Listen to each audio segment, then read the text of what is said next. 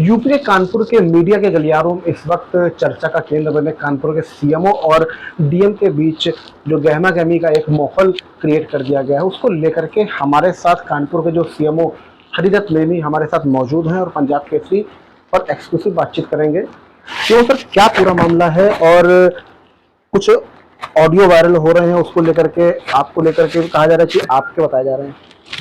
Audio को तो मैं बार बार सभी से बता रहा हूँ कि मेरे से उसका कोई संबंध नहीं है।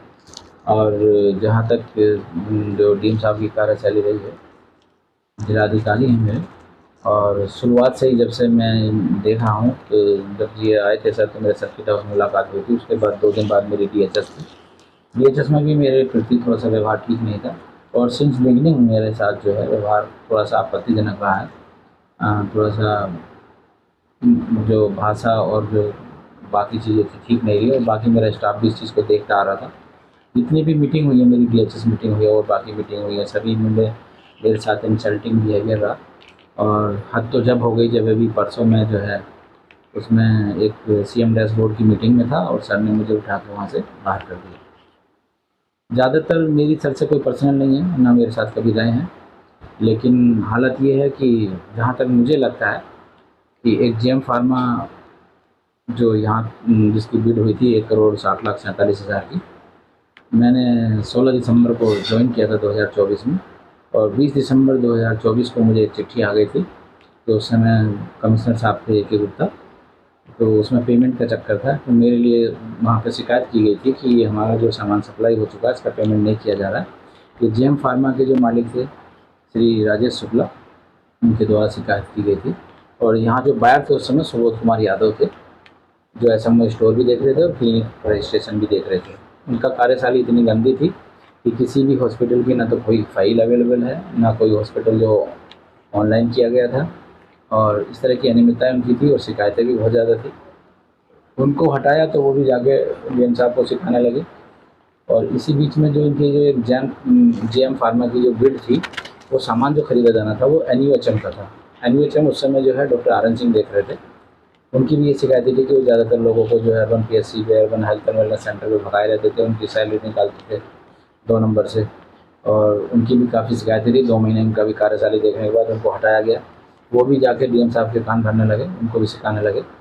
उधर से वंदना सिंह जो हमारी सीनियर फाइनेंस ऑफिसर थी यहाँ पर, वो निदेशक पेंशन से आती हैं, उन्होंने जितने भी वेंडर्स थे उनको अपने यहाँ बुलाती थी डायरेक्ट। और जो GM फार्मा था इसके लिए हमको 2 बार चिट्ठी लिखी कि इसका पेमेंट करना है, इसके बिल मेरे सामने प्रोड्यूस करें। जब उसकी ज़्यादा शिकायतबाजी हुई हाँ, 16 तारीख को इसकी चिट्ठी मिली, मुझे शक हो गया तो मैंने अपनी एक समिति बिठा के इसके सामान की जांच कराई। तो 1,30,47,000 का सामान स्टोर में उसका उपलब्ध था, 30 लाख का सामान उपलब्ध ही नहीं था। ये मैंने जो उस समय तत्कालीन जो कमिश्नर साहब थे उनको भी इस चीज़ के बारे में बताया था। फिर मैंने शासन में भी अवगत कराया। फिर DM साहब के यहाँ शिकायत चली गई। फिर इसने जो है 27 और 29 को अपना सामान सप्लाई इसलिए कर दिया क्योंकि इसका 12 दिसंबर को सप्लाई का टाइम ख़त्म हो रहा था। तो इसको डॉक्टर सुबोध प्रकाश यादव ने इसको संडे के दिन मेरी बिना परमिशन के 15 दिसंबर को इसको 15 दिन का और एक्सटेंशन दे दिया ऑनलाइन। तो ये फिर यहाँ के ये लड़ाई करने लगे राजेश शुक्ला जो प्रोप्राइटर हैं इसके GM फार्मा के, कि जब मुझे आपके ऑफिस से एक्सटेंशन मिल गया तो आप मेरा सामान लीजिए। तो इस तरह से उन्होंने यहाँ झगड़ा किया। तो इन्होंने फिर 27 दिसंबर और मेरे ख्याल से 29 दिसंबर को अपना पूरा सामान सप्लाई कर दिया। फिर DM साहब को ये मसला पहुँचा तो DM साहब ने इसकी जांच कराई। तो उसमें जो इन्होंने जैम पे बिल डाले थे, उस बिल पे जो बैच नंबर थे सामान के वो अलग थे, और जो इन्होंने बाद में जो सामान जो बाकी था उस सामान का जो बैच नंबर था उस बिल से मैच ही नहीं कर रहा था। तो जाहिर सी बात है वो सामान जो बाद में दिया था उसका बैच नंबर उससे मैच नहीं कर रहा था। सामान अधोमानक भी था, सामग्री भी कम थी और क्वालिटी भी थोड़ी सी उसकी डिस्टर्ब थी।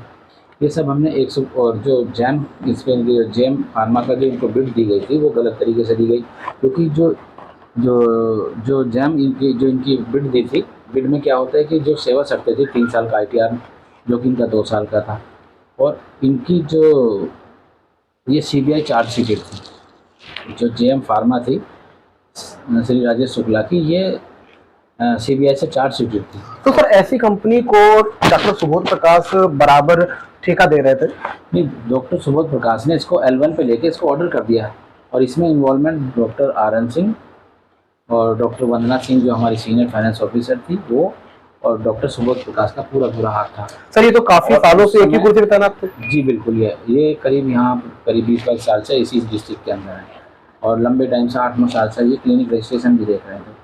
तो डॉक्टर आर एन सिंह इन तीनों की मिलीभगत से हुआ, और इसमें एसएमओ जो स्टोर में जो उस समय चीफ फार्मासिस्ट थे, जाहिर सी बात है इन्वॉल्वमेंट उनका भी रहा होगा, अविनाश शुक्ला जी का।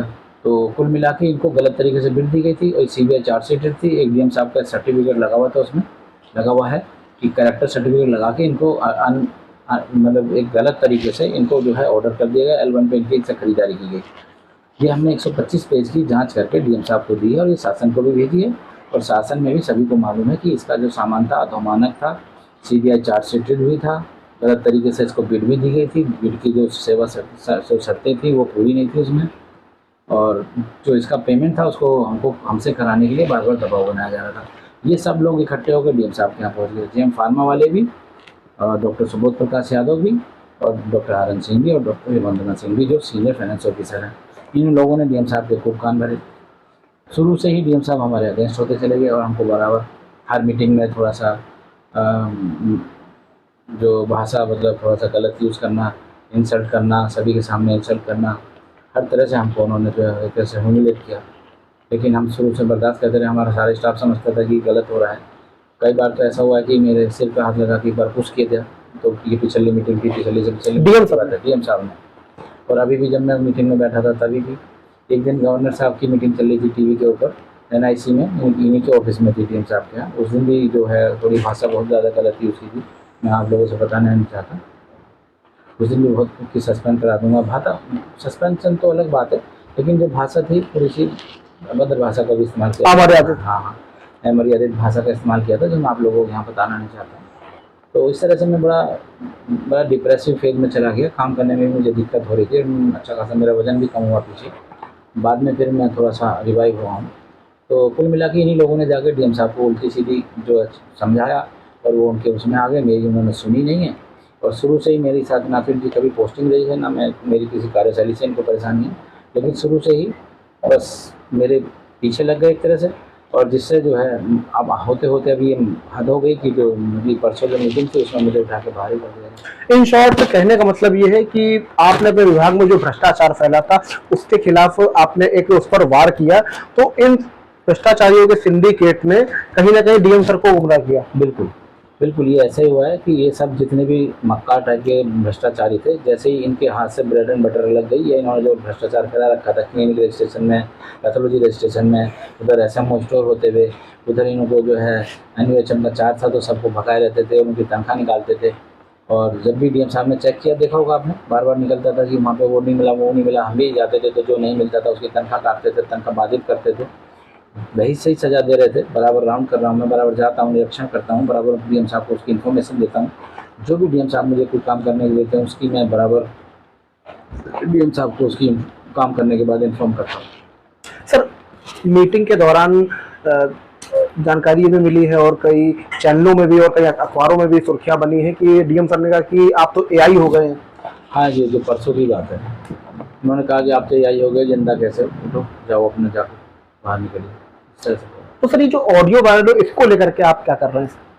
ऑडियो वायरल है, देखिए सबसे बड़ी बात तो ये है कि जब ऑडियो वायरल हुआ तो देने वाला कौन है, जिसको दिया गया ये किसने इसको वायरल करा है। तो पहली बात तो यही है कि मैं किसको पकड़ूँ, कहाँ पकड़ूँ, कैसे पकड़ूँ, क्योंकि मैं भी ज़्यादा इलेक्ट्रॉनिक सिस्टम में रहता नहीं हूँ। और बस मैं तो यही कहूँगा कि इससे मेरा कोई संबंध नहीं है। और पहले तो वो जो जिनके पास है या जहाँ से भी है तो वो अपना लिंक बताए कहाँ से उनके पास पहुँचे, कहाँ से उन लोगों ने इसको वायरल किया है। तो ये है असलियत। इसे विभाग और प्रदेश में जो कानपुर महानगर है इसकी छवि धूमिल हो रही है, तो इसको लेकर क्या एफआईआर कराएंगे? नहीं, अभी मैं एफआईआर किसी की नहीं कराऊंगा, क्योंकि मैं किसी भी बात को बढ़ाना नहीं चाहता। मैं जब तक यहाँ पर हूँ, शासन के आदेश से आया था और शासन के आदेश जो मुझे मिलेगा, और जब तक मैं यहाँ पर हूँ वैसे ही पब्लिक सेवा करता रहूँगा। और जितने भी जनप्रतिनिधि हैं, मेरी कोशिश ये रहती है कि जनप्रतिनिधि हों या पत्रकार लोग हों या मीडिया से हों या जिसका भी जो काम होता है, मैं आम पब्लिक के लिए भी वही काम करता हूँ। मैं चाहता हूँ कि सच्चाई के साथ, ईमानदारी के साथ काम करता रहूँ, जिसको सभी देखें। जनप्रतिनिधियों की आपने बात करी, विधानसभा अध्यक्ष सतीश माना, उनकी विधानसभा भी है महाराजपुर विधानसभा अध्यक्ष सतीश महाना और सुरेंद्र मैथानी विधायक अरुण पाठक और जो आपके यहाँ आशा वर्कर्स हैं उनके, इन सभी लोगों ने आप एक पत्र लिखा है माननीय ब्रजेश पाठक जी को और शासन को, स्वास्थ्य सचिव को आपके पक्ष में। हाँ, मुझे इस चीज़ का वो है, लेकिन मैं उन सभी का बहुत शुक्रगुजार हूँ कि मेरी सच्चाई और ईमानदारी का उन सभी को मालूम है। आशा बहन जी आज भी आई थी, तो उनको जो भी उनकी कमियां थी मैंने उनको बिल्कुल तरीके से समझाया, वो समझ गए, बड़ी खुश होकर गई। और हमेशा से मेरा ये रहता है कि मेरा जितना भी वर्कर है, चाहे आशा बहन जी हो, चाहे एएनएम हो, चाहे स्टाफ नर्स हो, चाहे डॉक्टर हो, या मेरे से संबंधित जो भी स्वास्थ्य विभाग में काम कर रहे हैं, उसको किसी भी तरह की परेशानी ना हो और वो टाइमली काम करे, आराम से आए, अपना काम करे और टाइमली उसकी तनख्वाह उसकी जेब में चली जाए।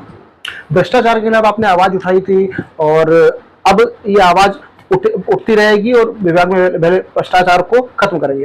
ये बिल्कुल सही कह रहे हैं आप। जितने भी इस तरह के लोग थे, ये मक्कार टाइप के जो उल्टे सीधे काम कर रहे थे, इनको जैसे ही इससे हटाया गया तो ये बिलस गए और इन्होंने ही जाके वहाँ पे डीएम साहब के कान भरे और गलत तरीके से उनको फीड किया। ये थे हमारे साथ कानपुर के सीएमओ हरिदत्त नेमी, जिनका साफ तौर पर कहना है कि भ्रष्टाचार के खिलाफ मैंने आवाज़ उठाई थी और ये आवाज़ रुकने वाली नहीं है। अब देखने वाली बात होगी आखिर इस पूरे प्रकरण पर क्या कुछ निकलकर सामने आता है और किसके खिलाफ कार्रवाई होती है और ऑडियो वायरल करने वाले के खिलाफ क्या कुछ चीज़ें होती हैं। पंजाब केसरी, प्रांजल मिश्रा, कानपुर। हमसे जुड़े रहने के लिए हमारे YouTube चैनल को सब्सक्राइब करें और नई वीडियो की नोटिफिकेशन के लिए बेल आइकॉन को दबाएं। अगर आप ये वीडियो Facebook पर देख रहे हैं तो लाइक जरूर करें और ज्यादा से ज्यादा शेयर करें। धन्यवाद।